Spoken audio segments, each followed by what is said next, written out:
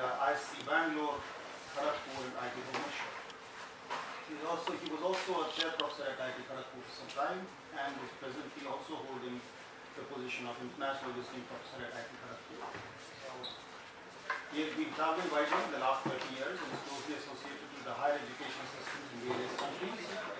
Instrumental in setting up the Center of Oceans, River, Atmosphere and Land at IIT Kanpur, the School of Earth, Ocean and Climate Science in IIT Bhubaneswar, and the joint master's program between IIT Kanpur and the University of Massachusetts campus, UMass Dartmouth. So that's what I have here. And then this talk will deal with a short and selected set of comparisons of different higher education systems being practiced in different countries, such as Brazil, India, China, and the United States. The pros and cons of these systems will be highlighted. Specific suggestions will be made on the short-term and long-term changes that can be experimented with the current science education setup in India, especially within the IITs. The proposed evolution of education systems can eventually contribute towards the achievement of broader goals in society. So we look forward to very interesting discussion and a talk from Prof Gangopadhyay, and also it's very timely to the extent that we are going through this 10-year review process of our undergraduate and postgraduate programs, which are largely done, and that exercise largely carried out to keep our education system contemporary and remove obsolescence and so on and so forth. So that, welcome to Prof Avijit Gangopadhyay. Thank you very much. Thank you very much, Dean Raina and Professor Das, for inviting me. And what I'm going to do in next 45 minutes or so is take you through some thoughts that I believe might be very timely for the 10-year review and probably in the future as well.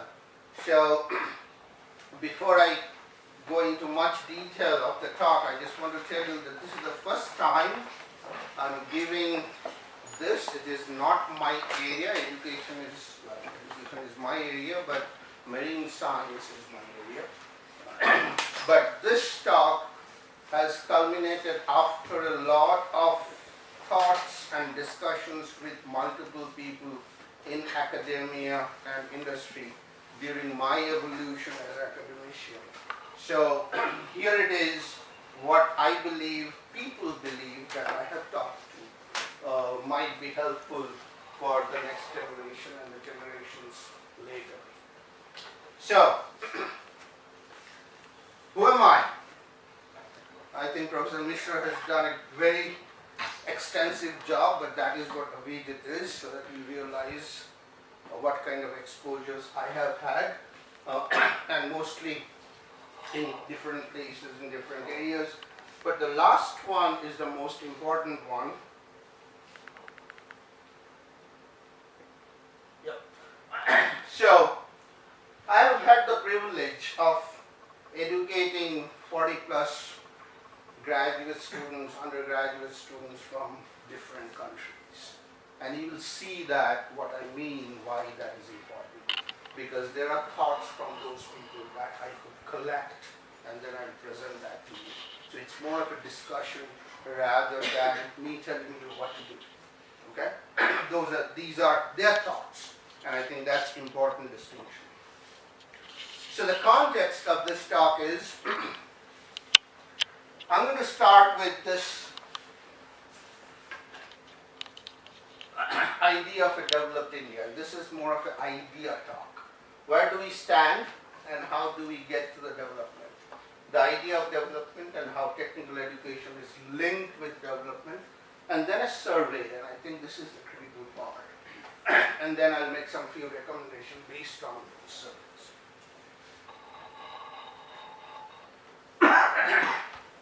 Probably many of you have read this book. Yes, it was written in 2000, 20 years back. He's not here anymore, but this was his dream, right? A developed India by 2020. We are 5 months away from 2020. So it's a good time to reflect back and see what worked, maybe what did not work. We don't know. We pretty much know why it did not work. But I can push that 2020 to 2050. I can push that 2020 to 2100. Does it matter? I can write another book. Does it really matter? We have to think carefully what we do with our present generation so that the futures are better and better and better. What are the problems? The vision was this: 1 billion people. Progress is basically how we think, and let the young minds blossom, full of thoughts of prosperity. This is where I beg to differ with the president. I think thoughts of prosperity is a good thing, but whose prosperity? Is it just mine? Or is it the whole? That has not been defined, and that needs to be defined. That needs to be talked through, thought through. I don't know if the lights are good enough to see this. Can we have a little bit of less light? Can you guys see this in the back?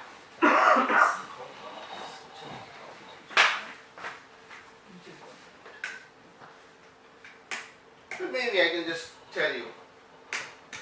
Can you make out that this is a map of the world? Can you guys see in the back that this is the map of the world? It's a population-based map. Half of the world population is in dark. Half of the world's population is lighted. Where are the lights? The Ganges Basin, China. That's half of the population. Development in the developed world has taken a path. Development in the developing world might not have to take the same path. And we need to think how to develop the underdeveloped or developing world. And that's up to the new generation to think. What is development? Well, human development, basically 3 pillars of development are health, education, and that provides you some income. And it's a circle, but you have to have these 2 at the base to get some income to survive. Okay? And we rank rather poorly in the Human Development Index, and there are reasons for it. I won't go there. But the top ones are the developed countries, and then comes us, Southeast Asia. And if you think about the whole world, this is where we are. And you can see the indices. This is the developed world: US, UK, and Europe, Australia, and then rest of the countries in green, and then India. That's pretty much the distribution as far as the Human Development Index is concerned. The rankings are there on the left, and you can see where we stand compared to the countries that we try to target: Brazil, China, Russia. Okay? This is again from Abdul Kalam's book, and I think he indicates this very well, that the poor remains poor through generations, and that is important. This is a vicious cycle. Even if you have the urge and willingness to work hard, you get into a trap of lack of educational opportunities, you get into a trap of health care, then essentially the quality of life is very poor, that perpetuates the poverty, and there goes the whole cycle. and you don't do anything, right? You can't get out of that. With those things in mind, the United Nations Development Program has actually met, 188 countries met in 2015 and defined 17 Sustainable Development Goals. And two of those goals, the first two, is poverty. Essentially, you want to get rid of extreme poverty in all form by 2030. This is good news that we have done half of the job by 2015. But still, 800 million people are less than $1.25 per day, which in today's value, 100 rupees a day. That's where we are in the world. Hunger. That's the second goal, get rid of it. The idea is by 2030, the whole world should be poverty free, the whole world should be hunger free. Okay? And even today, 1 out of every 9 people on earth goes hungry every night. One quote that I saw in the Food and Agricultural Organization in Rome, it's on the India room and outside, it was a quote by Gandhi. God cannot appear to them, the hungry people, except in the form of bread. Must have heard that. And there is an opportunity here to play God to many. And I think we should exploit that. If I just talk about poverty, and this is a number that we came up with, many of us. We have a total population 1.2 billion. There are more or less 4 strata in economics. If you divide the strata in upper middle class, lower middle class, and below poverty line. So about 300 million people in the country is kind of, you have to move them up. One way of doing it is that one educated Indian like us should have the power, the will, the intent and all that to lift up 2 to 3 others to move out of poverty line or lower middle class structure.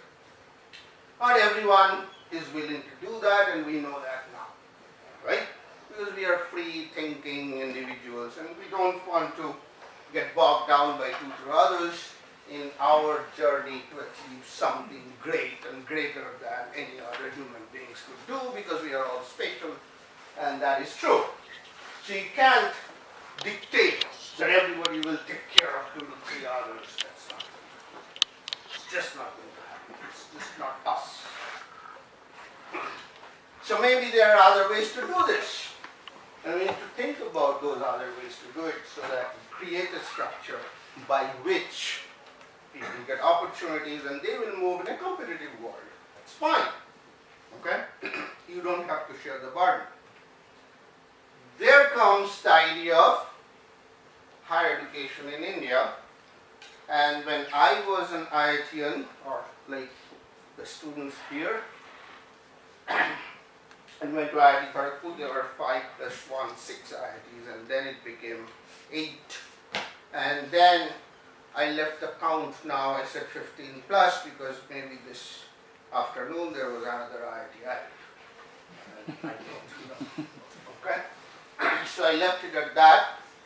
Then there are IITs, ISERs, NISERs, private colleges, and really, when I talk to the youngsters, they're saying all are looking to produce people who can code. That's what I've been told. That was not me when I started an IIT. And I see that this whole idea and everybody is smiling. Yes, I came here to code. Right? Parents are looking for their children to get into IIT. I just saw the movie Super 30. You're kidding me? This is where we are? Once you are you're in, your life is made. You don't have to do anything. That's what I hear. Once you're in IIT, your life is made. I came to an IIT to be something. What happened to that? That's not what the IIT is for. Absolutely not. IIT is for something that you should take advantage of to become something in your life and in everybody's life. Have fun. But it's not the end of your life. Your life is beginning at 20. You should be thinking, what should I do and what should I do for maybe people who could not get into IIT for 0.0001 brain less for that particular 3 hours of exam.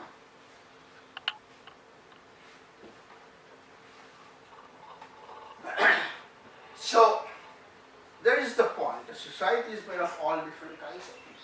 We are fortunate to be in IIT. That doesn't mean we should forget the ones that were not that fortunate or that. Okay? So the fallacy, here is a fallacy again. India is producing great doctors, great engineers, maybe even lawyers, I don't know about that one. Educators, definitely. I see in academics in US, people like me, as the IIT in the background. Okay? We are there. Computer professionals, AI experts, talk about it. Google, IBM, iTunes, right? All came from India. How about good nurses, good teachers, good technicians, hardware folks, support staff? Don't we need them? Who is going to build them? I don't know. It's the support level in every sector that is really, really critical in any society you go which is developed. You cannot have great doctors and engineers. They can do a great construction if you don't have the skill level. Right? I mean, it's just not there to support the greatness of the people whom we are producing here. You need to think about that. Unless that happens, I don't think that 2020 dream of Abdul Kalam will be realized even in 2050, 2150, 2250. It's not. We will be producing greatness at the top and leave behind everything at the second level down below. Something to be aware of. Okay, that brings me to this education systems and who is experimenting in different countries with the education system. And because after all, the governments are thinking about this, and that is why after IIT there are more IITs, because they just want to do more and more. But what will they do? We have no idea.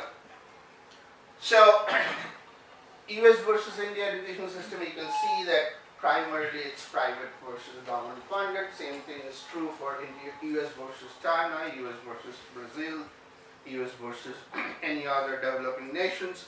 All the government, they feed money to the education system. US does not. There is a idea of state-funded colleges, but the private funding comes essentially for multiple universities. You talk about MIT, Harvard, Stanford, Caltech, all of them are private. Okay? And there's another thing. It encourages creativity because there is a sense of competition within collaboration and all that stuff. And this will be clear when I come to the last part.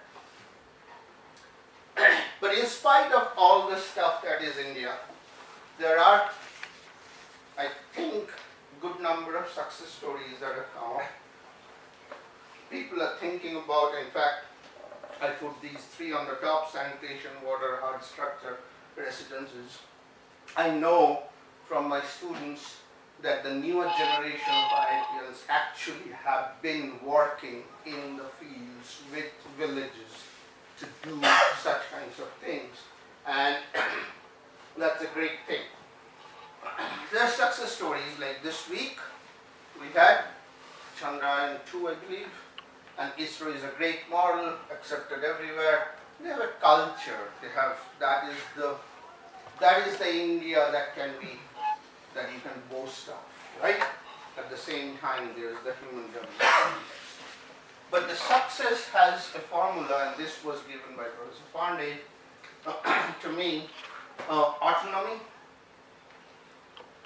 less bureaucracy, utilize the human capital in a collaborative sense with accountability and openness and freedom of speech, or democracy. That's the ISRO culture, and if that can be followed in every organization, that probably is a good thing. Okay, it's a cast in concrete type. Another example dear to my heart is this cyclone Phony. Everybody knows, right? It came in Orissa on 5th of May or 4th of May, something like that. And it was a category 4 or 5 it was an extremely severe cyclone. It hit the Orissa coast and it went through IIT Bhubaneswar.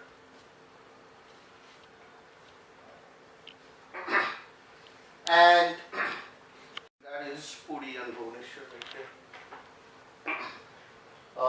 Back in 1999. This is the super cyclone of Orissa. Okay? And do you know how many people died in super cyclone in 1999? Anyone? More than 10,000. More than 10,000. Good number. 10,000. How many people died in Phony? Less than 100. Official is about 14 or 15, but some discount would be given. 100. 10,200. Right?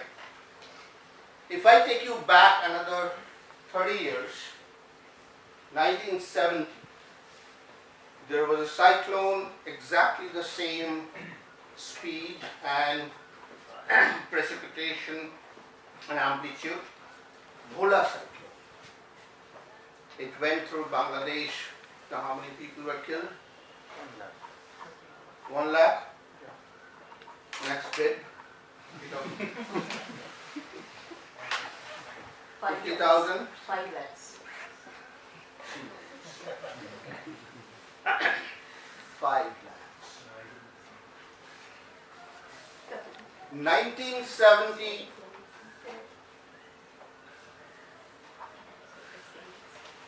Bhola cyclone, 5 lakhs.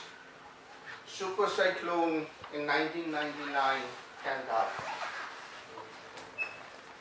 And today, a couple of months back, it's 100. Right? It's a great achievement of science, technology. Okay? How did this happen? Remember the years, 1970, no computers. We had no idea what is coming. 1999, computers, models, numerical models that could tell something is coming. Get out. Right? 2019, we could tell it's coming within 3 days. Don't do anything for next 3 days. About 3,000 to 4,000 people out of that 10,000 in 1999 were fishermen who were out there, had no smartphone, had no idea what to do or what is coming. Okay? Today with internet, you can tell them, come back and don't go anywhere. The mitigation is a big thing.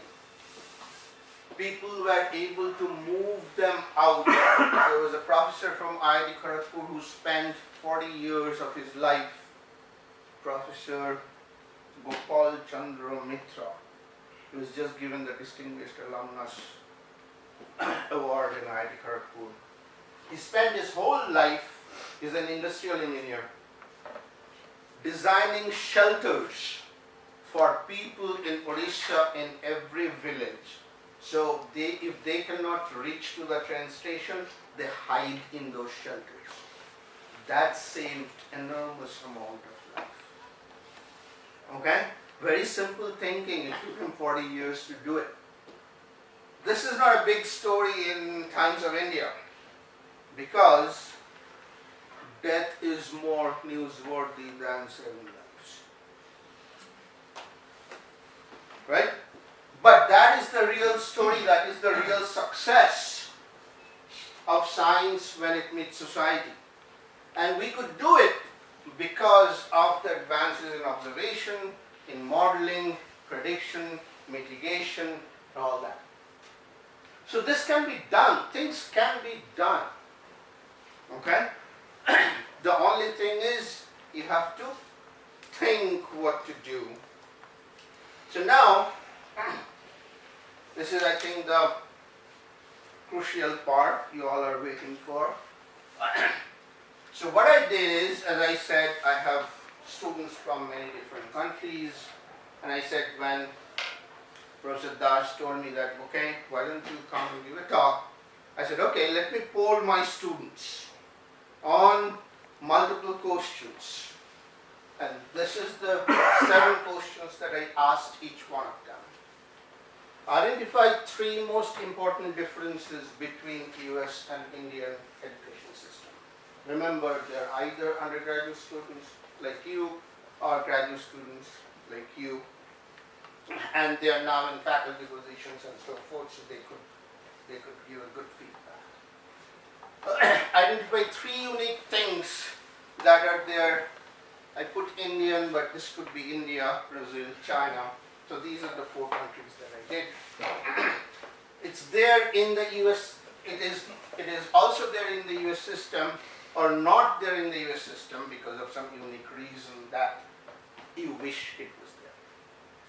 Then I asked for comments on student culture, faculty culture, staff culture, some other thoughts, and the 7th question is a crucial one. I asked each one of them, how do you think the higher education system helped the poor? Okay? Let's look at that. And I'm sorry that this is text heavy, so I tried to highlight them. I will plan on doing, and if you guys have any idea on how to make this graphically better or something like that, or use some AI kind of stuff to present it better, I'd be happy to hear that. So, 3 most important differences. Flexibility of course or program selection in the US. The student of biology could go there and do engineering. Okay? Which is not yet possible. Maybe IIT Kanpur is leading on some of these things. US system encourages creativity and fosters critical thinking. I just highlight a couple of them in each, you can read the rest.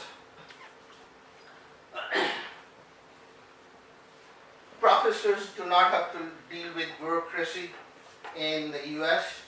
This is a real problem in Brazil.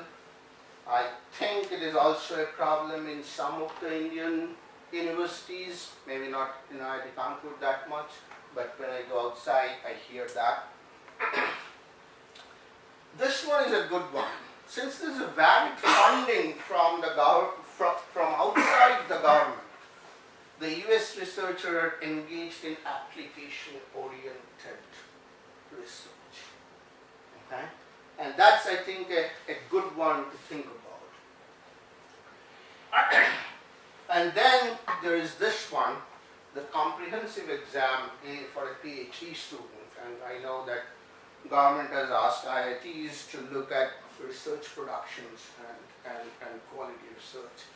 And I think this one is a critical one because all of the PhD students here are funded by the government. And this one is very hard, and I have seen and I have let go of students in the US because they failed the comprehensive exam. There's a huge filter there.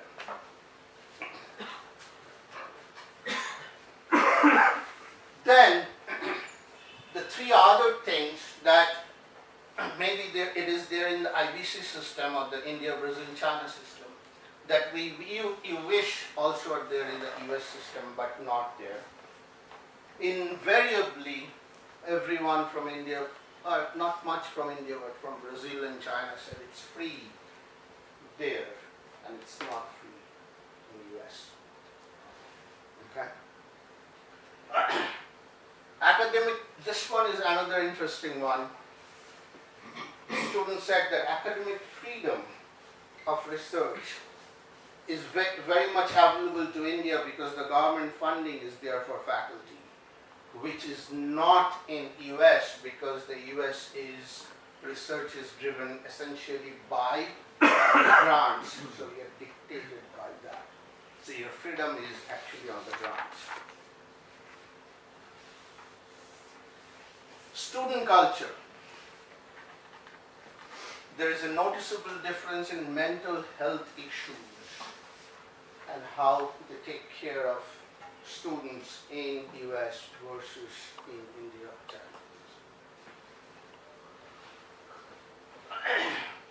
Another student wrote in India versus UK, there is substantial sexism in India. And I can see only 2 girls out of so many in the undergraduate. And it is there, it's prevalent, and you have to think about how to attack that problem.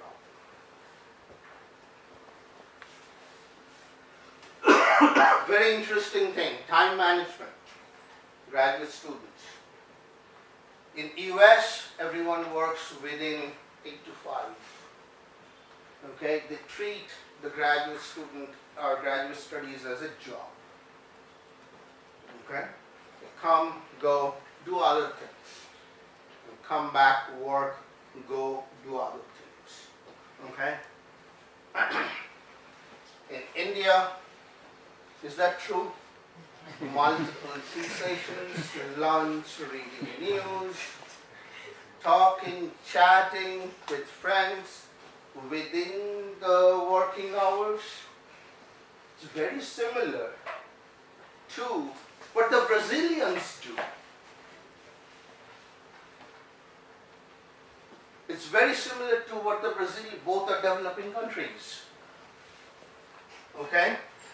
But one thing that I tell you, in Brazil, this is the time when good ideas come because you chat in a very friendly atmosphere. Okay? They're used to long lunch times. In Brazil, I have been there like 15 times. I know exactly what happens there. Okay? But and this is something that the US folks, and we do it now, at least once a week we meet in an informal setting for over tea or something, just to chat and vent and talk, rather than just being working within office hours. Very interesting thing from a Chinese student. Look at that. US is more liberal, students are encouraged to be themselves. Students are trained to be alike in China. It's a very different thing than Brazil, India, US. Is the training is triggered to make you think alike.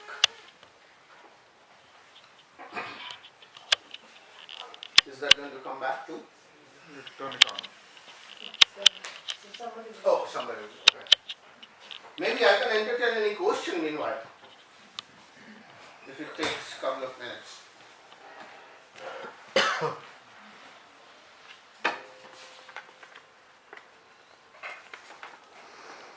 Is this the back? Yeah, sure.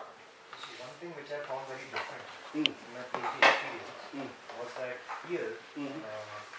and even in US, when Indian students do the assignment, it was considered more as a cumulative assignment, like all the people gather together and do the assignment in some form of cheating or something.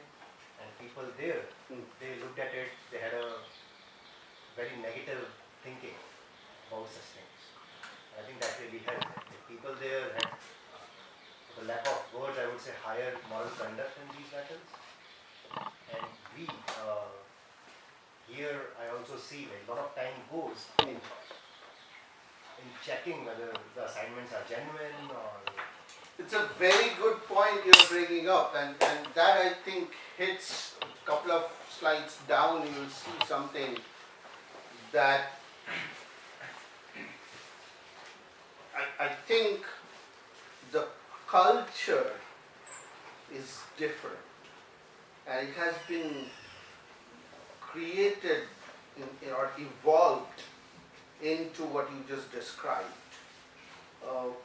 There in US, if I leave 3 students, they will tell me what they could not do and how the other person helped. And there is a sense of appreciation of the other person's intellect. And you know, I think that's a very good point. But I don't have an answer for why.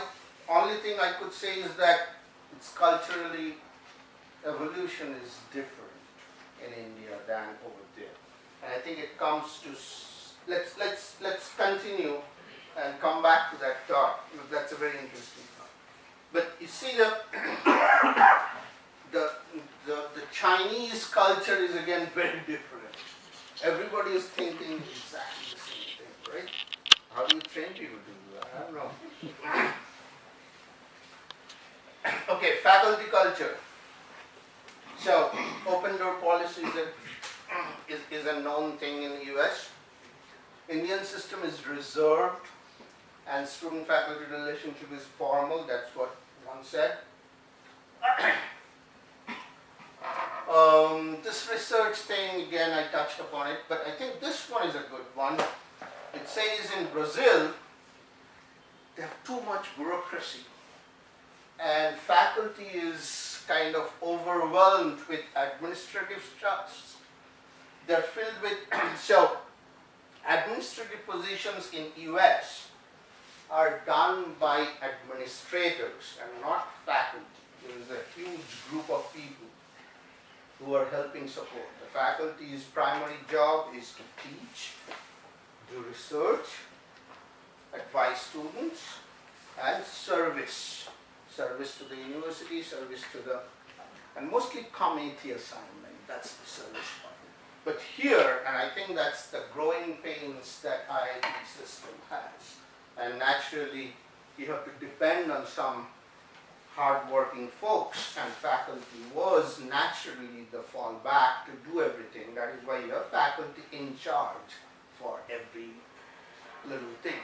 But maybe this is something that you want to think for the next evolution of the system, and how can you release the faculty to focus more on research and teaching and committee work, and then take care of the other things by another group of folks, okay, who will help the overall student well-being, okay? Chinese one is a very good one again. Chinese faculty spend more time building their networks because that's how they can survive and get grants, okay? They are not worried about students. Okay. Staff culture, I would just leave it at that. That one prominent thing came out is that in UK and India, I think staff is generally well behaved and well supportive of the students, and you might have felt that here too. And they try to help. Capabilities is a different thing, and that goes to my earlier comment.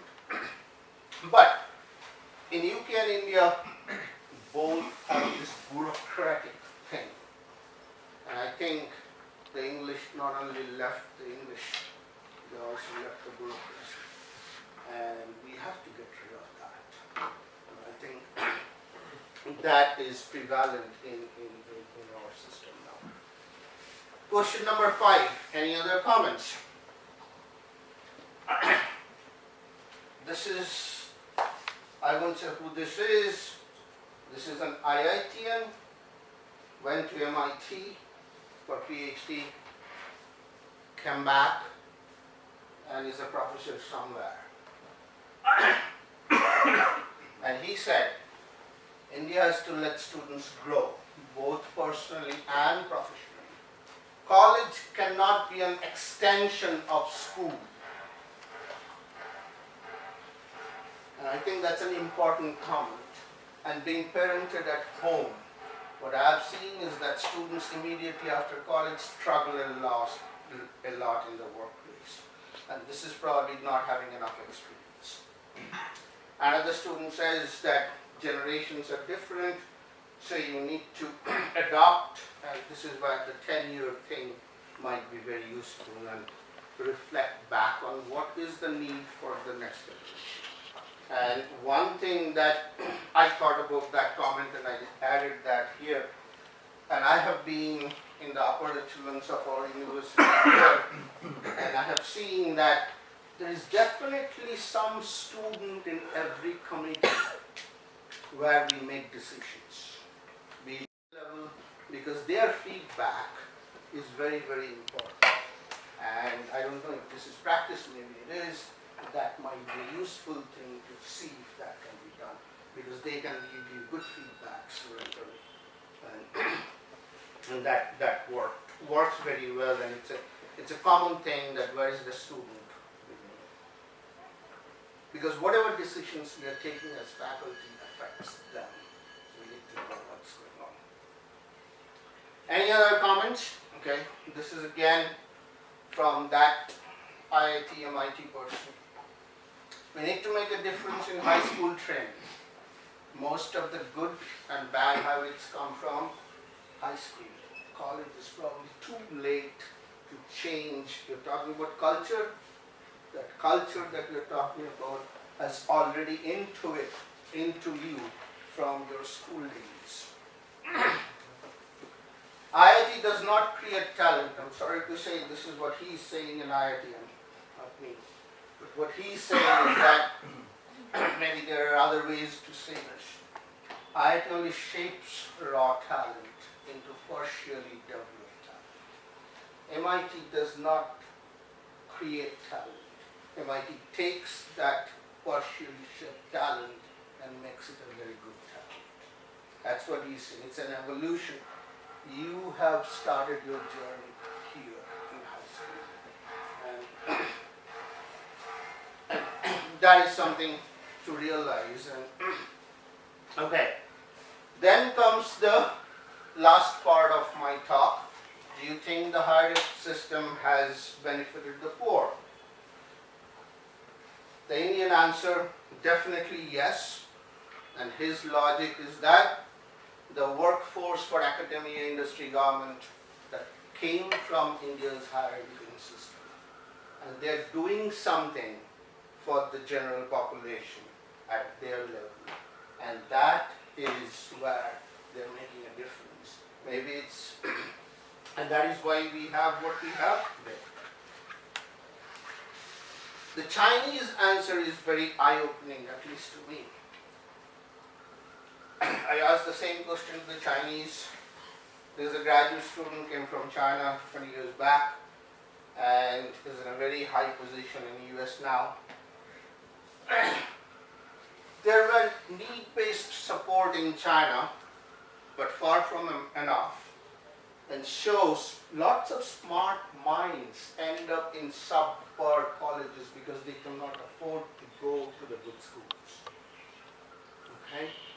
And there are very rare cases that some of them will succeed, but most of the time, 4 remains 4. This is China in his view. His next one is even more mind-boggling. I'll let you guys read the top paragraph that talks about his family. But the second paragraph, and this is in contrast to what we see and believe many of us say China is doing great. Yes, China is doing great in Beijing, Shanghai, and those places. He's saying is that the Chinese economy is booming for the last 20 years. Most of the fortune went to the city residents. About 0.8 or 0.9 billion farmers have had no access or no change in their lifestyle. Okay? 30 years ago, lots of kids, he's one of them, from countryside could make it. Go back to the first one that he said. It's getting harder now. So essentially, he's saying that the Chinese one is, the experiment is not working, although Shanghai and Beijing is the outside face of China. Now, do we want to get there? Or if we think about Brazil, the answer again is yes, the hierarchical system has helped. And this is what the Brazilians are saying, that in last 10 years, a lot of people were the first in their family to graduate from college, and a lot were first in their household to have jobs that require higher education.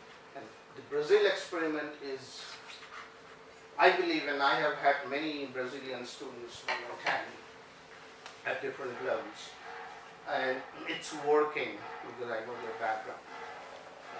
And it's working much better than the Chinese experiment. And I think the Indians are doing much better than the Chinese in terms of trailing down of the education into the society. So I think I posed problems, but if there is a problem, that means there is an opportunity, right? And let's see what the opportunities are if we have to handle this development with education.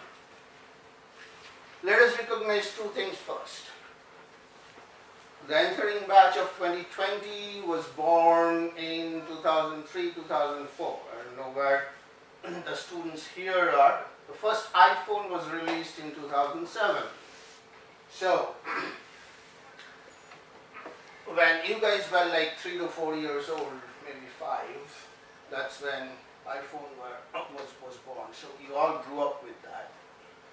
There is a new generation of teachers. Any teacher that we hire now, less than 40, has not used a slide rule, not even probably seen one. Right? Forget about adding machine called abacus or whatever the heck that was, right? Okay. Have you, any of you have heard of abacus? The first time? As a company or? or the real thing. Okay? But all the teachers which are less than 40 have probably worked with a computer at least from their high school age, not earlier, right? So the teachers now can become, I would say, enablers of knowledge at a much faster speed. That's a great advantage to do any developmental work. Okay? And don't lose sight of it. Because you are now at a very different position than where I was. Okay? Because you have all the tools that is needed.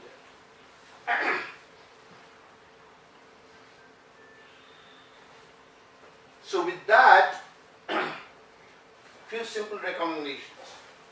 Maybe a structured course in poverty and technology. I think IIT should probably take the lead or think about it. How do we handle such a thing? Someone suggested that, why do you think that it's an elective in the 4th year which no one will take? Make it a core course. Well, it's an idea. Number of electives on academic administration. Maybe what is the economics of being poor? How do you get out of this Abdul Kalam fallacy of the cycle of poverty? What is it that is needed to attack that? And technology and human development. Maybe eventually a major in society. A lot of places in Brazil and in US they are talking about regional aspects of exactly this. Okay? You attack the problem at the regional level. And then part-time evening. It is a great place. Online education. You can really train people from different strata through online education for technicians, semi-professionals. Remember the next level from the great doctors, great engineers and all that. Maybe there could be a way to do that. A concluding thought that I would like to part with, and this is from my mentor at Harvard University. So he once said that, look, the 1800s were the century of science. A lot of scientific development happened in 1800s. In 1900s, science brought technology. Okay? When was IIT started? First IIT was 1950. Right? So, the 20th century was the century of technology. 1980, the first PC came out. 1990, the smartphones came out. Internet came out in 1990. It all happened because science moved forward in the 1800s, gave us the semiconductors and all the good stuff that then eventually led to the computers and technology. Now, what's going to happen is that technology is driving science again, because a lot of things we did not know in science that could be done. So new science, interdisciplinary science, social sciences. And this is something that I want to leave you with. The IITs have the greatest advantage of being technological enterprise of the country. You have that advantage of technology with you. Recognize that power, and maybe you can create the path for the next 100 to 200 years. With that, I'd like to acknowledge a few people, students, postdocs from all these different countries, number of colleagues, Alan and IIT Kanpur and IIT Bhubaneswar for hosting me, and Dean Raina and Professor Das and IIT Kanpur for allowing me to talk to you and listening. You guys listened like anything instead of the phone going on. So, thank you very much. Be happy to take any questions.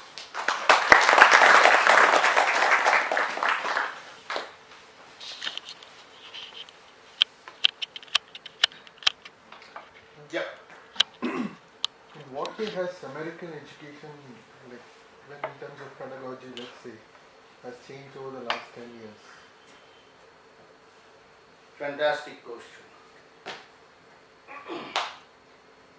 The way I see it, I am one of those who are getting out of the system. There are people who are coming in, are heavily into new ways of teaching. In terms of, I had another slide, could I just show it?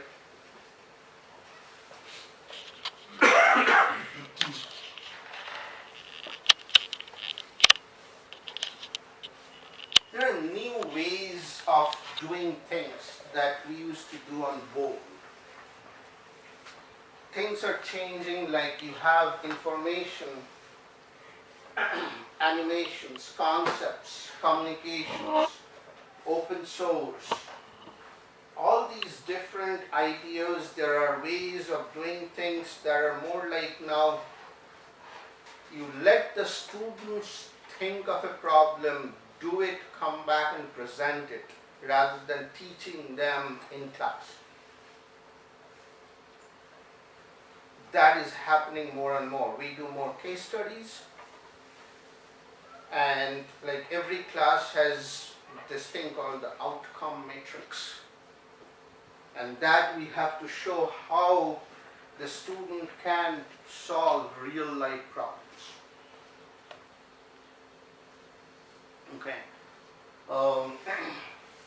More and more things are becoming online, but online I think has an advantage as well as disadvantage.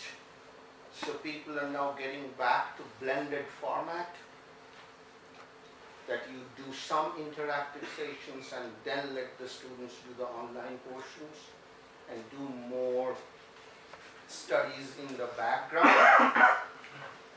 The other thing I think I would say is that less dependence on one particular textbook, and you are becoming more and more into all these different ways of teaching the same concept in different angles. So I'll give you an example of say vorticity, and then different ways of learning vorticity. If I talk about waves in the ocean, I will bring in the mechanical waves, the light waves, the electromagnetic waves, and show them how to do that. Because you can do that with animations very easily. What we could do on board with skaters can be done with animations very easily. And this is something that is becoming a practice.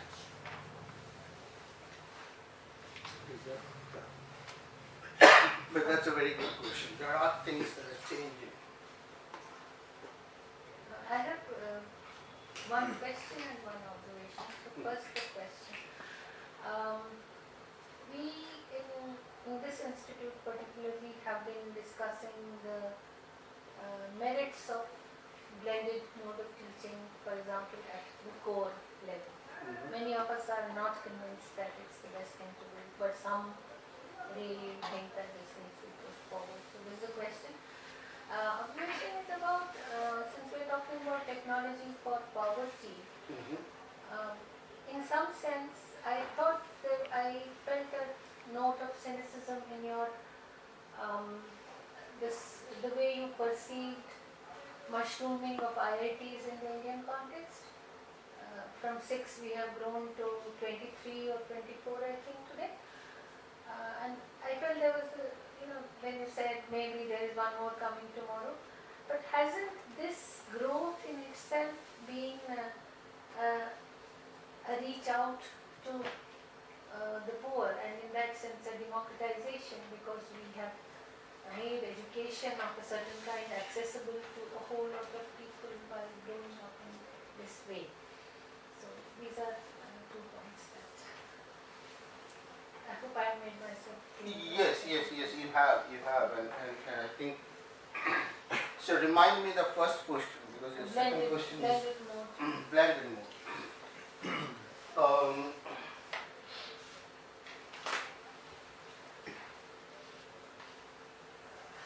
I don't know the answer to that question, and I think it's an experiment that is to be continued for some time to see the stats.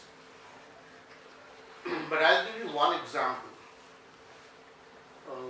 that I think calls for the core concepts to be taught the way it is to be taught, or the way we learn it. Till such time we are not there anymore and a new batch of professors come and replaces us to teach the core portions. Because it's difficult for any person who has been taught one way to change to the other way. And I don't like that approach, to be honest. I mean, as a dean, I have restricted, no, don't do that, because he's good at that.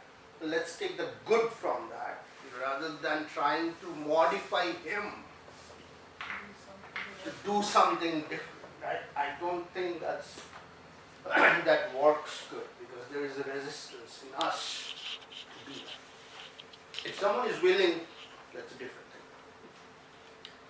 But I'll give you an example which, when you're talking, I just remembered that. So my daughter went to MIT. So when she used to do math at home, I would do it the IIT way.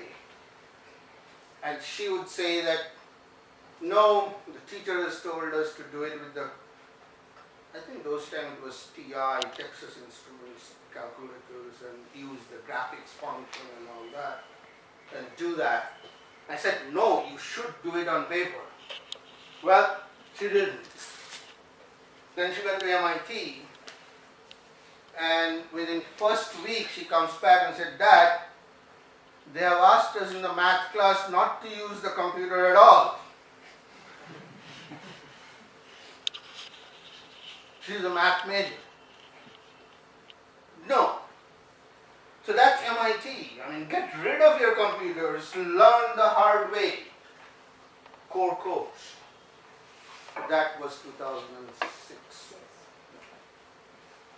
So there is an example, and I strongly believe that we probably should not transition, boom. We should take the time in experimenting the blended things, but I would welcome blended things in the higher levels.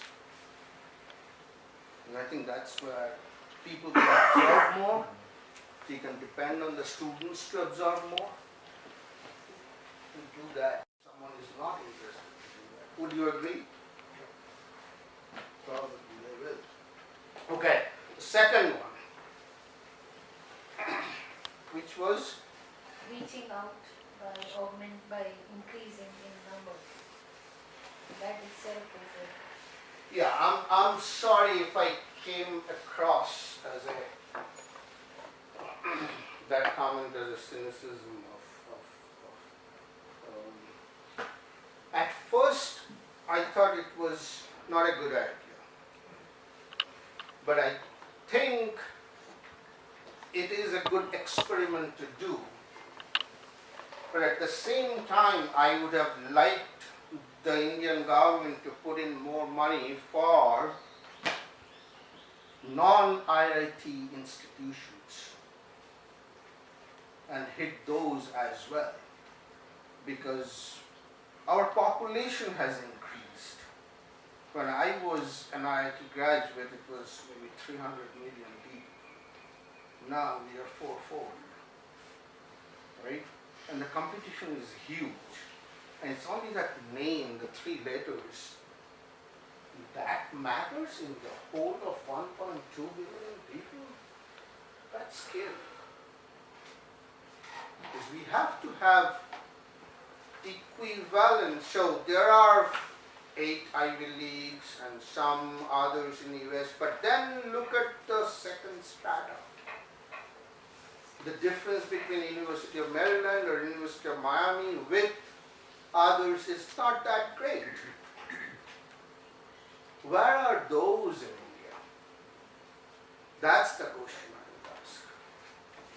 And I have no problem with more IITs, but why only IITs? And I think IIT as a system is doing good, that they're taking pause and slowly increasing so that the quality is not compromised. And that I think is good. That's the way it should be done. And I think I applaud you all for that. Well, but at the same time, I would like to see more at that level. If no one takes care of that, maybe IIT should think about taking care of things and create something. That's my point, if I could make that point. Because it is the brains of the country. So we have to think how to do this. Yes? Yeah, I have And a then point. I have a point here. California has a population around 35 million now. I don't know how much it is, and they have 9 universities of California. On the other hand, India is how much, 30 times or even more, and we had only 5 IITs. So I think we still have very few IITs. I think we should have more. But your point is well taken that instead of just building institutes, we need to build universities. Just building IITs will not cut it. I would like to see University of Uttar Pradesh, University of Kanpur, happening. And University of Lucknow, and grow them as well. Not just MIT, but universities are needed. Because if you build too many of MITs, IIT Kanpur will be equaled to one 50 years down the road. Will that be of the same quality as you have now? So it's for the name brand as well as for the betterment of the country. I think you have to think about upping the lower strata of education in some sense. And we can help there. I think the IITs can help there. Does that make sense? We need both. It's happening also. Yeah, A lot of and universities that's are where I coming. think yes, Yeah, so I have one solution and one question. sure. So the solution is like when I want at a point which you showed on the slide, you told that the course called Technology to the Poverty should be taken as a core course. Don't you think we should also be taught a separate course called Morals and Ethics in our first year, and also philosophy of maybe engineering or philosophy of what engineering subject we have taken? Wonderful point. Wonderful point. Sure. Yeah, it could be packaged under one umbrella maybe initially and then rolled out into 2 or 3. That's a wonderful point. Something the UG coordinator would be happy to listen to, I think. And Not the coordinator, but yeah. But those are the kinds of things coming from the students, and like the point that that gentleman made on ethics is a very good one. It's a very good one. Yes, please. So I think, I mean, I'm sorry, I'm just going to sort of pre-qualify my statements. I mean, it's nothing personal. I might come across a little thing, but I think, I mean, I feel you're just, I mean, even the fact that technology for poverty, I mean, I think, I'm not sure an American professor, maybe, I mean, I'm saying, would take kindly to saying that you should have a course, you know, technology for racism or technology for, see, I think we all have our own issues, right? I mean, and I think what you have highlighted, I'm not saying they are not true, but they're sort of reinforcing certain stereotypes. I think India has changed. Okay, like say for example, I mean, I will just point out to one point in your lecture where you said it doesn't create talent, right? Can you define talent? Can you define creation of talent? You know, how do you make a value statement like that? You know, So- on what basis? Very good point. So I think I qualified my talk by saying that these are not my comments. These are the results of the survey that came from the students. So I have to go back and ask him how he defines talent. But I think it's talent, creativity. We use these words rather loosely, and probably there is a thing there. But you would agree that there is this talent is the ability to do things. That's how the National Science Talent Search exam is done, and then you define the talent. So in some sense, talent is mastered in that sense. On the other hand, creativity is something that comes from within, your ability to do something that comes to you automatically for music, art, right? It's very different than even Ramanujan. There was some talent there which was not trained to him, it just came and he created stuff. So yes, I think it's a difficult one to adopt and digest, At the same time, I would say that I was just telling someone, I think today, that once I come into the IIT campus, it's great. It's so nice. Once I get out of IIT campus, it's bizarre. And so yes, India has it, and then India does not have it. It's both that coexist.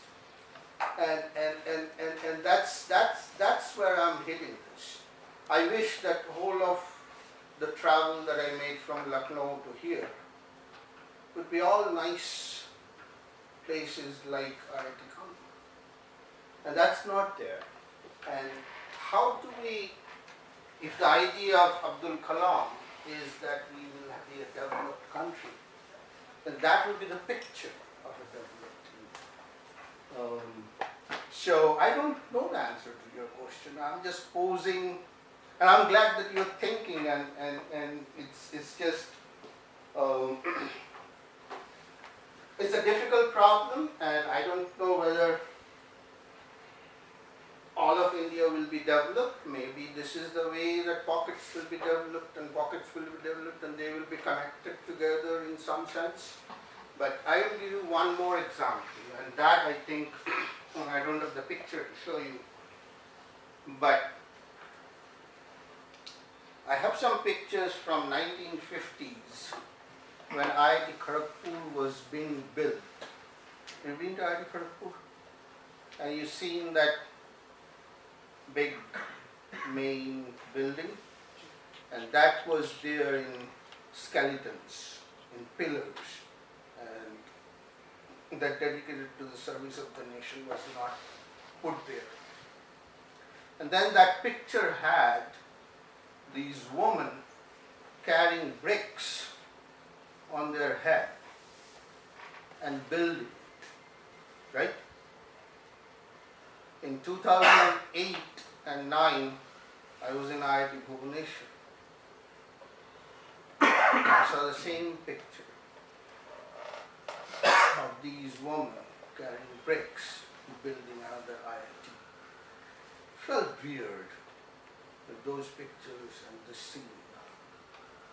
I don't know how to address that, and even does it make sense to pose the question? I leave it at that. One last question maybe? Two last questions there maybe? Sure. So, I don't know, is there a right answer for this question? Like, I just want to know your opinion. Is it affirmative action or meritocracy? What should we support?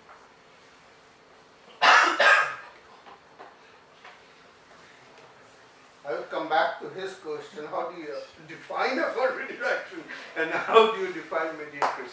Maybe mediocrity is better than nothing, but mediocrity is definitely not better than excellence. So if affirmative action is there to go from zero to mediocrity, then I would say okay. But if affirmative action is cutting into excellence, then I would say it's not okay. Is that next, please? Yes, sir. Thank you for the interesting presentation, sir.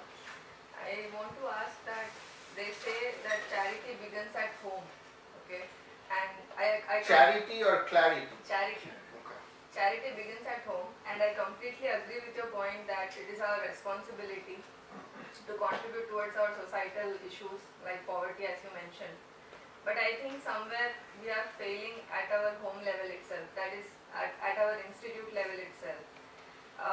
So I was disappointed that despite being a premier technology institute, we are wasting resources like electricity and water without proper management. If you can see, there are no sensors in the lecture halls, and there is huge amount of electricity that gets wasted, and at the cost of, let's say, we are using electricity at the cost of poor people outside, and for the privileges which we have here. So I think that it begins at small step from the institute level, then going to the bigger picture. you have a very good point, and I think I teach a course on climate for undergraduates, for the first year undergraduates and very freshmen. And one thing that we tell them is, so I bring in one professor who is the sustainable development guru at IIMS.com. And he gives this nice presentation how the university is making sure that wastage is reduced. Wastage will be there. We can't eat everything that your mother prepares at night. What do you do with that? You can't find someone to eat it. It goes west. It's just the way things work. There will be some wastage, and it should be reasonable to expect that. But I think I would advise you to just look into yourself and do the best that you can and make your friends be aware of such things and not worry about the institute. There are other people to worry about the institute. It is not your take, because I think that will be better time management for you. And I agree, but there may be other reasons for doing what IIT has to do. Okay? There may be other reasons, and there may be other factors that comes into. A lot of times when we are lower in the strata, we don't realize what goes on as a whole from the top. Okay? When you become the resident manager of IIT 10 years down the road, you will realize what you are saying today. This is why we have to probably let go of some of this. And I don't know if that is true, but that happens. Okay. Yeah, so let me introduce just myself. Second year PhD in Computer Science Department. So I want just to share some experience, and I think it is good like for the future for India in education. So I did masters actually here, and if you know some organization called CDAC. So CDAC is giving some kind of tutors or instructors for teaching. So what is the thing like, I was like, for example, in Gujarat state. So there is one university and a lot of affiliated colleges. So what happens, some of the colleges are not like that much on level for education. So what they do, there was one college which takes instructors from CDAC. I understand that CDAC is some kind of private institute. But that was like some good experience. Why? Because they acquired like some people who were already working in some company or something like that, and they bring their expertise like directly to you. So I think if there is some attempt to mix both things, like you can, for example, in practical things, you can bring 3-4 instructors from industry, and something in theory you can keep it like the current instructors that are like more or far better to teach in theory because of experience and this kind of things. And for practical, you can hire something from the industry. So this is just suggestion, and I think it will.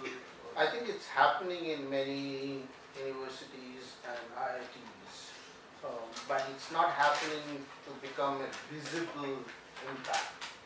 There should be more, but I completely agree. Yes, that's the way to go. Bring in more people, be in touch with them, and see how the curriculum can be changed and how industrial applications can come in and people. Yeah, absolutely.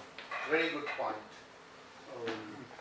I think we'll end it here, and I would like to thank Professor Gangopadhyay for giving this very interesting presentation. I think particularly your suggestion on having a course in technology for poverty, or say technology for society. Choose a name that makes better sense. Exactly. If you don't want to have poverty in there, make it something else.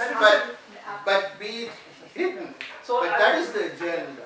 That is how can we hit that problem? Yeah, I'm sure with that sort of course, if one of us can kind of float some of our brilliant coders, we can actually do coding to solve some really down level There you go. Yeah. problems.